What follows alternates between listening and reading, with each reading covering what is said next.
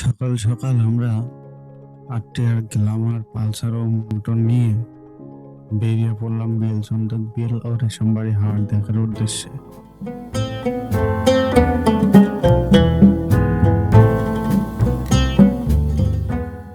আমার ছোট্টকে নিয়ে হাওয়ায় হাওয়ায় মৃদু বাতাসে রাস্তার দুই পাশের সৌন্দর্য দেখতে দেখতে ছুটে চললাম বিল দেখার উদ্দেশ্যে।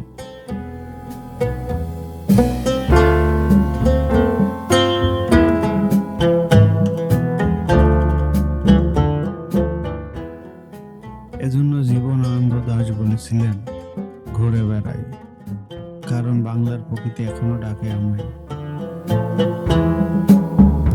Los bienvenidos cantan con suspiros de বাংলার মুখ আমি দেখিয়াছি, তাই পৃথিবীর রূপ খুঁজিতে যায় না আর। এই পথ, এই হাওয়া, এই সবুজ আমার ঘুরে বেড়ানোর ঠিকানা। mi llama mi ventura están en tu poder. হেলমেটের ভিতর হাসি লুকানো, কেউ সামনে পথ দেখায়, কেউ পেছনটা আগলে রাখে।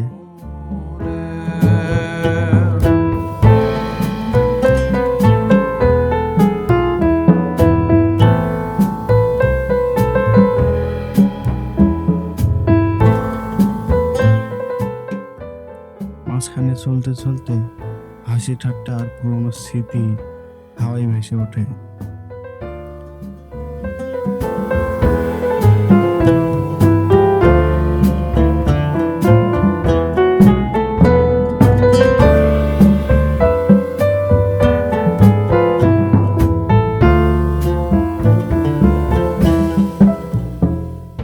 চলতে চলতে আমরা চলে আসলাম পাকশি সেতুতে উঠে খুশিতে মেতে উঠি নদীর শীতল হাওয়াতে।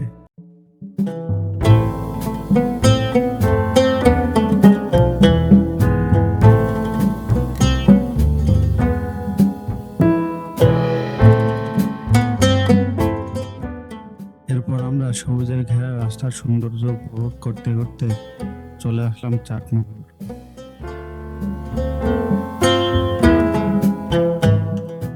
চাটমোহরের ভাস্কর্য দেখে আমরা কিছু ছবি তুলে নিলাম, সেই সাথে আমাদের এবং আমাদের বাইককেও রেস্ট নিয়ে দিলাম। এরপর আমরা আবারও সবুজে ঘেরা রাস্তা দিয়ে বিলের উদ্দেশ্যে চললাম।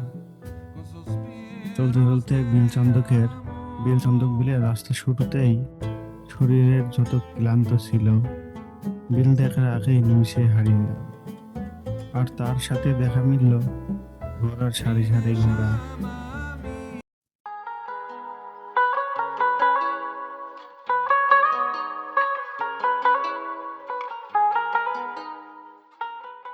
এত সুন্দর রাস্তা, দুই পাশে সবুজ মাঠ আর মাঝখানে সরু রাস্তা। যেতে দেখে গ্রামের যে শান্তিটা হৃদয় ছুঁয়ে দিল। আমরা হয়তো ঘন বর্ষার আগেই আসায় এদিকে এখনো পানি আসতে পারে নাই, তো এখান পর্যন্ত পানি উঠে আসে গ্রামবাসীরা বলল। বিলচন্দক ফরিদপুর উপজেলার দিঘলিয়া এলাকায় অবস্থিত একটি বিশাল জলাভূমি। চারপাশে বিস্তৃত ধান ক্ষেত আর মাঝখানে নীলাভ জলরাশি। বর্ষা মৌসুমে এই বিল পরিণত হয় এক মহাসাগরের মতো বিস্তীর্ণ প্রান্তরে। স্থানীয় লোককথা অনুযায়ী চন্দক নাম এসেছে এক প্রভাবশালী জমিদারের নাম থেকে, যিনি একসময় এই অঞ্চলের জমি ও বিলের মালিকানা নিয়ন্ত্রণ করতেন।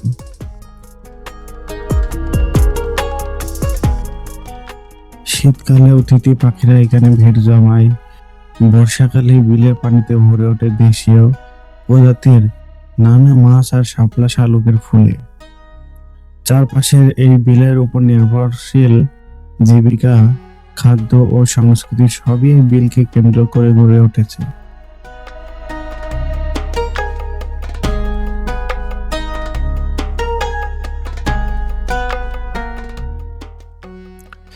আমাদের মতো অনেকেই এখানে এসেছে দূর দূরান্ত থেকে। কেউ ছবি তুলছে, কেউ বা গোসল করছে, আবার কেউ বা ভিডিও বানাচ্ছে। বিলকে পেয়ে যেন আমরাও খুশিতে আত্মহারা। এত শান্তি, এত খুশি লাগছে।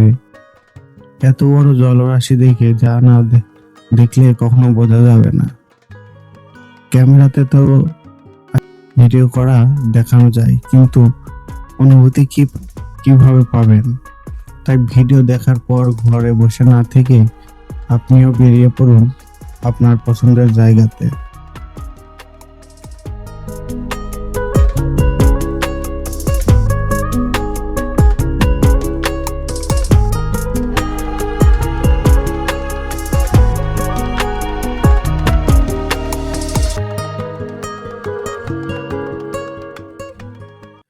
গ্রাম বাংলার প্রাণভোমরা এই বিলচন্দ্র। জেলেরা এখানে মাছ ধরে সংসার চালায়, কৃষকেরা মৌসুমী ফসল ফলায়, বর্ষায় নৌকা হয় একমাত্র যোগাযোগের মাধ্যম। তাই এখানকার মানুষ বলে বিলই আমাদের জীবন।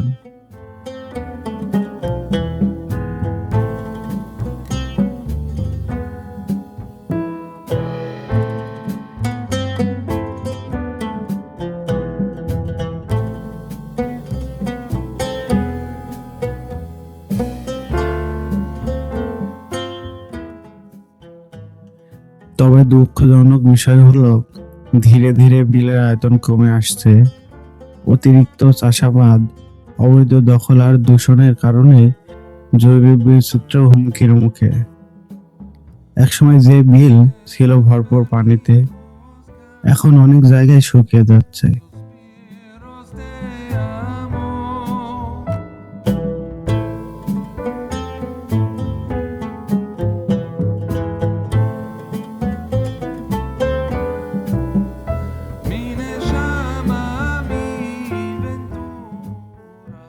তুমি যদি বিলচন্দ্রিক দেখতে যেতে চাও, বর্ষা মৌসুম বা শীতের শুরুতেই সবচেয়ে সুন্দর সময়।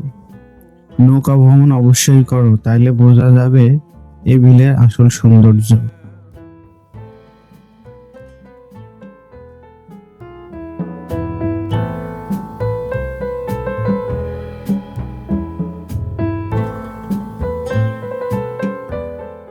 তো আমাদের বিলচন্দ্র ঘোরা শেষ করে আমরা রওনা দিলাম রেশমবাড়ির উদ্দেশ্যে। আবার সেই আঁকাবাঁকা রাস্তা পেরিয়ে চলে আসলাম শাহজাদপুরের রাস্তাতে। রাস্তা বেশ ভালোই ছিল, আমরা বাইক চালিয়ে খুব মজা পেয়েছি।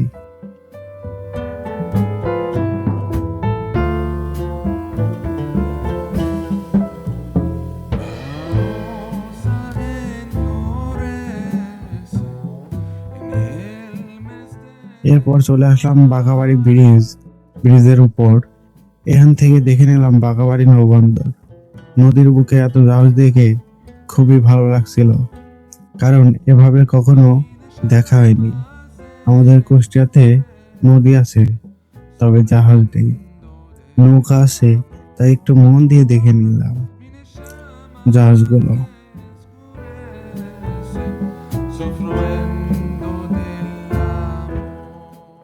এরপর ব্রিজ থেকে নামতেই এর ধুলা আর দুই পাশে তেলের গাড়ি রেখে রাস্তাটা জ্যাম করে রাখায় খুব বিরক্তি হয়েছিলাম। এত বড় রাস্তা এরাই দখল নিয়ে রেখেছে, এগুলো আসলে ঠিক নয়। আমরা সচেতন হলে সব ঠিক হবে। তারপর বাঘাবাড়ি থেকে রেশমবাড়ির দিকে যেতেই বাম সাইডে শুনলাম রাউতারা সুইচ গেট। এটা শুনে চলে গেলাম সুইচ গেট দেখতে, কিন্তু পানি বেশি থাকায় ভিডিওতে যেমন দেখেছিলাম সবাই গেটের নিচে দাঁড়িয়ে গোসল করছে, এটা আর আমাদের হলো না।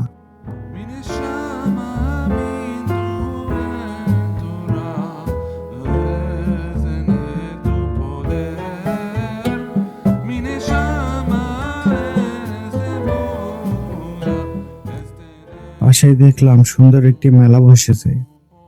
এই গেট দেখতে এসে মেলা ঘোরা হয়ে গেল আমাদের।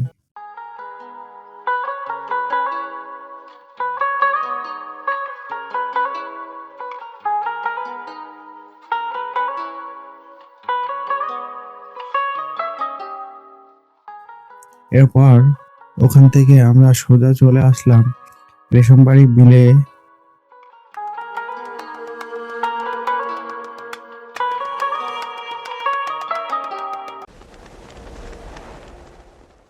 বর্ষার পানিতে দুই পাশের জলরাশি আর মাঝখানে রাস্তা, এ যেন এক শান্তির ঠিকানা।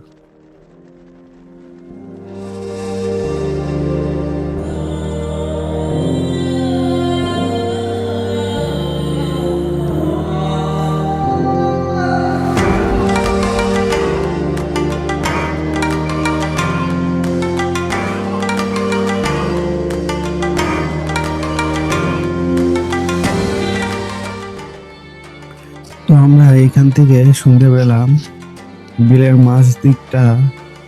মাঝ দিকটাতে গেলে খুব সুন্দর জায়গা পাবো। শুনে আমরা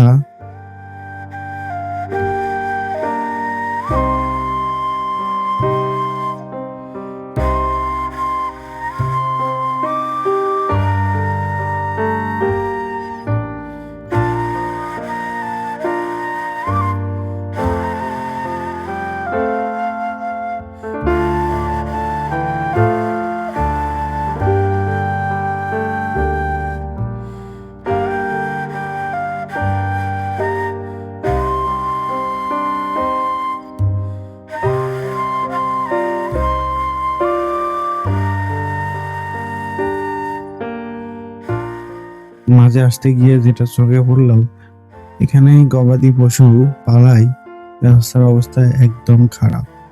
গরুর গাভরে যেন রাস্তা ডুবে আছে। এমন অবস্থা, ঘুরতে এসে এমন একটা রাস্তা পাবো কখনো ভাবতে পারি নাই। তবে কথায় আছে, খারাপের পর আসে ভালো, এটাই তার প্রমাণ।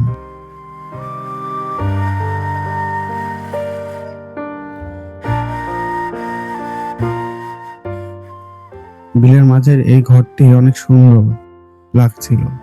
সব থেকে বেশি যে কাজটি হয়েছে, আমরা এই ঘরের মধ্যে বাইক রেখে নৌকা ভাড়া করে মাঝ বিলে গিয়ে গোসল করে এসেছিলাম। আর আমার কাছে বিল খুবই ভালো লাগে, তাই খুব মজা করেই বিল উপভোগ করেছিলাম। বন্ধুরা, তোমরা কে কে এই বিল চন্দক আর রেশমবাড়ি বিলে গেছো কমেন্টে বলে যাও।